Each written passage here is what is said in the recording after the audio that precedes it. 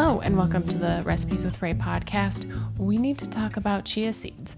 So if you're new to the podcast and don't know about my YouTube channel, I have a YouTube channel. It's called Recipes with Ray, R-A-E. I'll link it down below.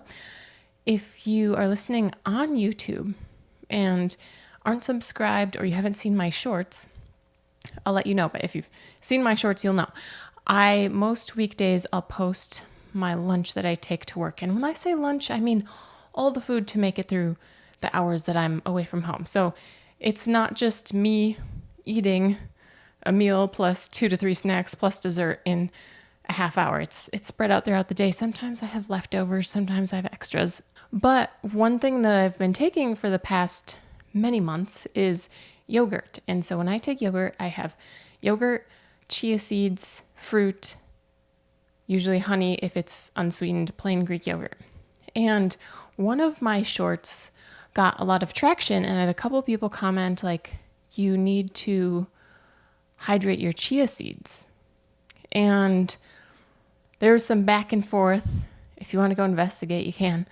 But I inquired more on one comment, and they said they heard of it. They heard that chia seeds that aren't hydrated can get stuck in your esophagus, and chia seeds can absorb a lot of liquid, a lot of moisture. So when they're exposed to moisture, they can expand and block your esophagus. And I'm like, I was very skeptical, but I'm like, I'm gonna do my own research. And this is not just about, this would be a very short podcast if it were just about like, will chia seeds block your esophagus if you don't hydrate them before you put them in your food? So I have some other tidbits to add to it, and we'll get to the answer to that question. Will chia seeds block your esophagus if you don't rehydrate them before using them? And you're just going to have to stick around and wait for that. So chia seeds, if you're not familiar with chia seeds, they're these little black seeds. I guess there are white ones. And they became pretty popular, I don't know, within the last 10 years or so. And they're kind of one of those superfoods. They've got a lot of nutrients in it. Chia seeds. So, what are they? I will leave my sources linked down below, but they include the Spruce Eats, Healthline, Eating Well, Harvard School of Public Health, and I can't remember if I included the Mayo Clinic information. But let's carry on. So tiny little black or white kernels. I never heard of them as kernels, but I feel like that's a very accurate term to use. There is no nutrient difference between black and white is what I read. And I've never seen white chia seeds, but I did see if your chia seeds are brown, that those are not the preferred. You don't really want those. Those are bitter. And I've never seen brown ones. I don't know if they specifically sell brown ones, but I guess they're bitter. They look like tiny little beads. You really don't want to spill them, because if you've ever had a bag or a container of chia seeds, you're going to have a hard time picking them up. You're going to get out the dust buster, the vacuum, the shop vac. They're just going to go everywhere. And they tend to be really staticky. And I don't know if that's just because the containers I get mine in are plastic, and then I transfer them from a soft plastic bag to a hard plastic container. They're staticky. They come from a plant that is a member of the mint family. They were a common part of the Aztec and Mayan diets. Allegedly, chia, C-H-I-A, translates from the Mayan word meaning strength. Also, allegedly, these are just my sources.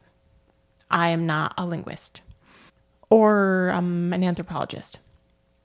The two peoples, the Aztecs and the Mayans, used chia seeds not only in their diets, but also for medicines, religious rituals, cosmetics, and going back to the characteristics of the chia seeds themselves, they're quite neutral in flavor, but they have a very, very subtle nutty flavor.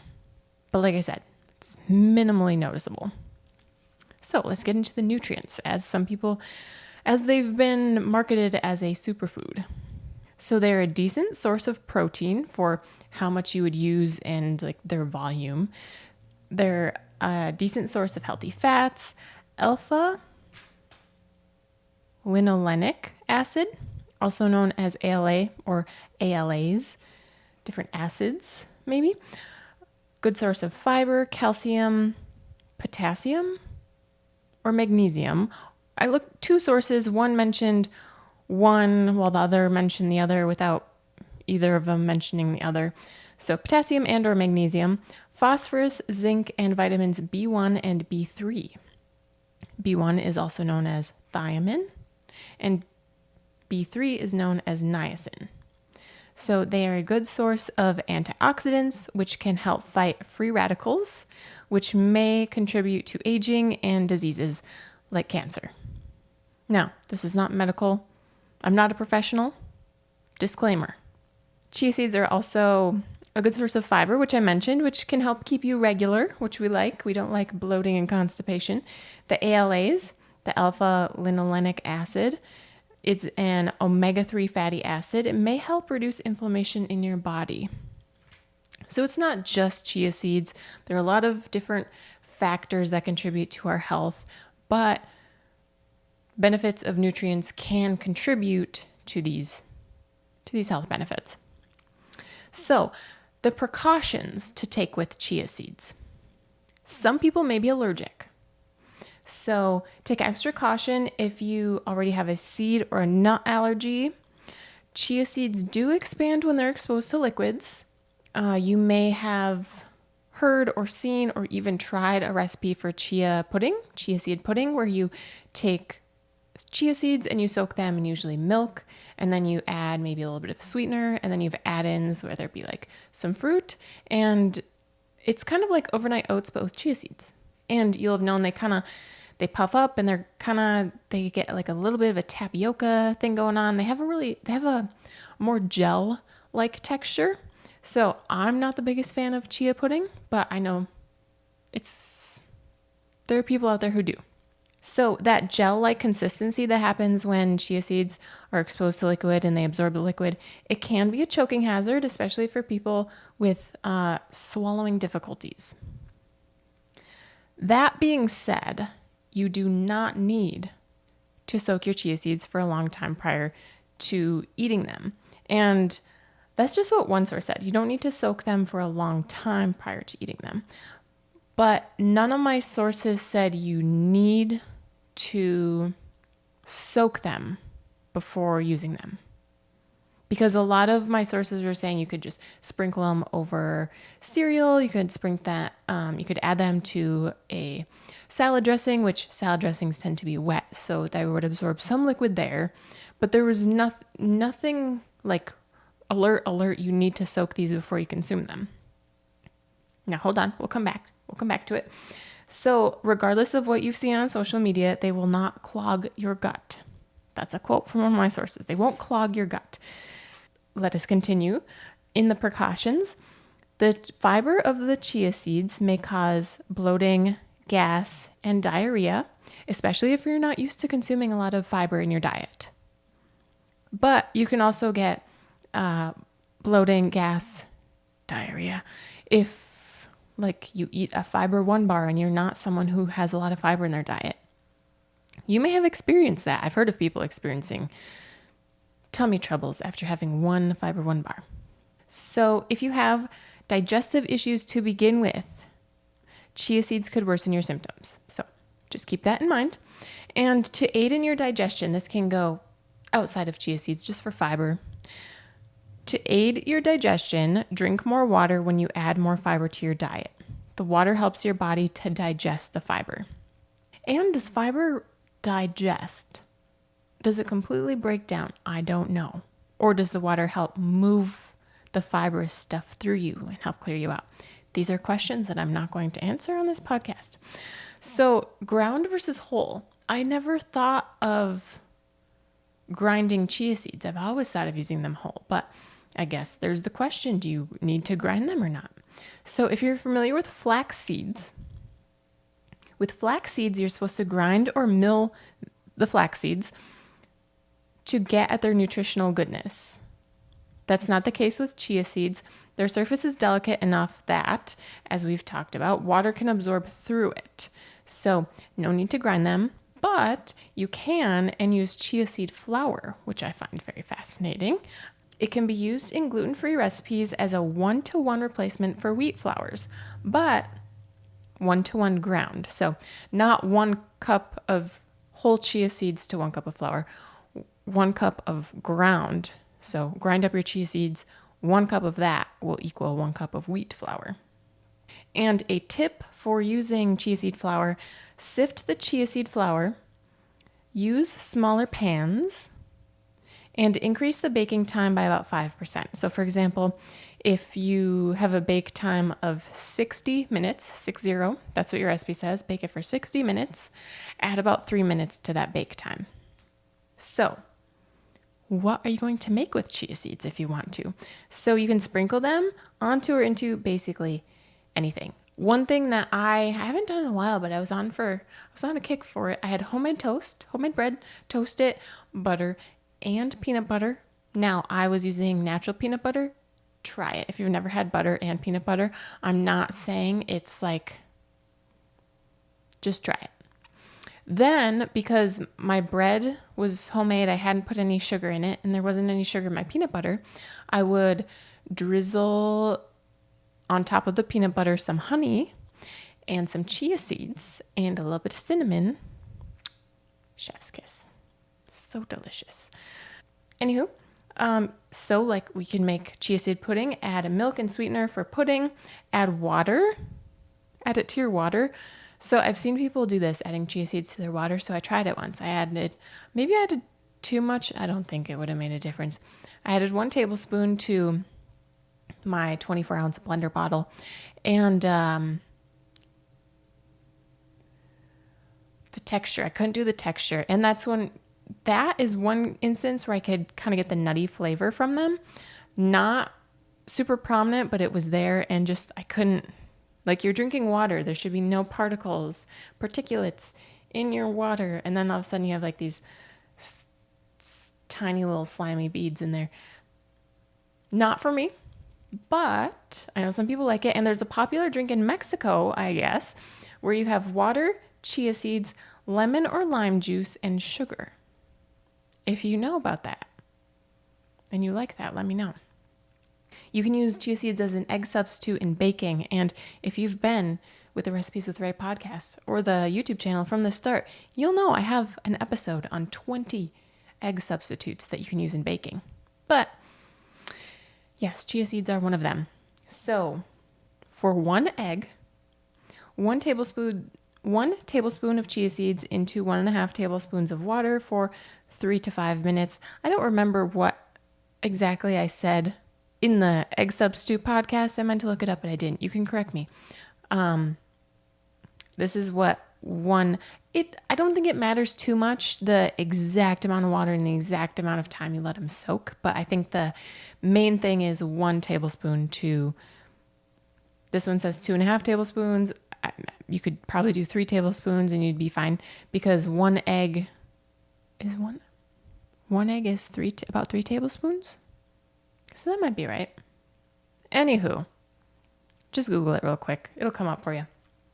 So you can make chia gel, and it's something you'll add to other things. So chia gel, take a 1/2 cup of chia seeds, add it to 1 cup of liquid, let it sit for 15 to 20 minutes, and then you can refrigerate it up to 1 week if you don't use it right away. But you can add it to smoothies to thicken it. So when I make smoothies, I like to add a banana usually, because it gives it a creamy texture. So if you make chia gel and you add it to a smoothie, especially if you just use water and chia seeds, you're going to have a pretty neutral flavor, and the chia seeds will be soft from having absorbed the water. So if you're worried about, like, you want a smooth texture, it should still give you a smooth texture. But I guess you could also add them to milk or a juice if you're putting milk or juice in your smoothie. But also you can use chia gel in soups as a thickener.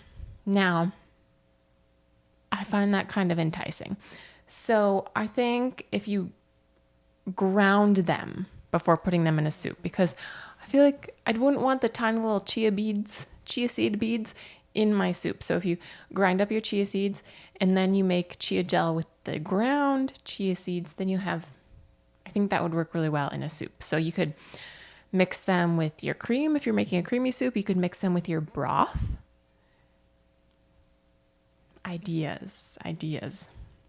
Chia sprouts. So I told my friend this. I'm like, you can make microgreens from chia seeds. And she's like, didn't you have a chia pet? Don't you remember like the commercials for chia pets? And I'm like, no, I don't. But you can make microgreens, which are like little, you've probably seen them. They look like little fancy tiny baby lettuce on salads. Kind of stringy. How do I say this? Microgreens. Google it. That's what I say to this. So to make chia sprouts, place a single layer on or in an unglazed clay vessel. Because I know everyone has a clay vessel. Can you use something other than a clay vessel? Maybe. Don't know. Spray the chia seeds with water several times. Cover with plastic wrap or a clear dish. Place in a sunny spot. Spray morning and evening until green sprouts grow, which is about 3 to 7 days. And use as microgreens. So you can just put them on a sandwich, or you can mix them in with a salad. So, back to the start. Do you need to soak your chia seeds, or will it block your esophagus? If you don't, I'll be honest, this podcast was lightly researched. I'm not an in-depth researcher for my podcast. I mean, this is mediocre. And I'm not claiming to be an in-depth podcast researcher. I'm not. But this is what I found. So looking at the Harvard School of Public Health, they said there was a case, one. I'm not saying there weren't others, but there was one reported to the American College of Gastroenterology annual scientific meeting in 2014. The case was told about a patient who ate dry chia seeds. Didn't say. Assuming nothing else. I'm assuming they dry scooped these chia seeds. If you don't know what dry scooping is, it's reference to pre-workout. It's a powder. You just take it. You're supposed to mix pre-workout in with water, shake it, then drink it. People would be taking just the dry powder, maybe swish around with a gulp of water in their mouth. Dry scooping chia seeds. So a patient who ate dry chia seeds followed by a glass of water. Okay? Take a scoop of chia seeds, which would be very dry. I mean, it's not as bad as like the cinnamon challenge, but I don't know. I'm curious to know what led them to do that. Don't know. Followed by a glass of water. The seeds expanded in the esophagus and caused a blockage. This patient had dysphagia, a condition that causes difficulty in swallowing. Remember, in the precautions, like mixed with the liquid, chia seeds become gel-like and can be difficult for people who have difficulty swallowing. So the one case, like I said, there could be more. This individual had difficulty swallowing. And there are individuals, like if you are someone who has difficulty swallowing, take the precaution, soak your chia seeds. I'm just going to say, I'm not going to start soaking my chia seeds. If you're someone who has difficulty swallowing, you know who you are, and it's probably good for you to take that precaution. When I first saw the comment about you need to soak your chia seeds, it made me think of someone I used to know who stayed away from eating berries like blackberries and raspberries because those seeds could get stuck in their gut. And they knew that. So they just stayed away from those berries. And this was the case where I'm like, oh, maybe like if you have that type of gut issue, you would stay away from chia seeds. But I think for the average person, you're going to be okay. I've been eating, like I said, I sprinkle chia seeds on top of my oatmeal, sprinkle chia seeds on top of my peanut butter toast. I mix them in with my yogurt. I put them into my smoothies, but again, my smoothies are wet, so they're kind of exposed to liquid there.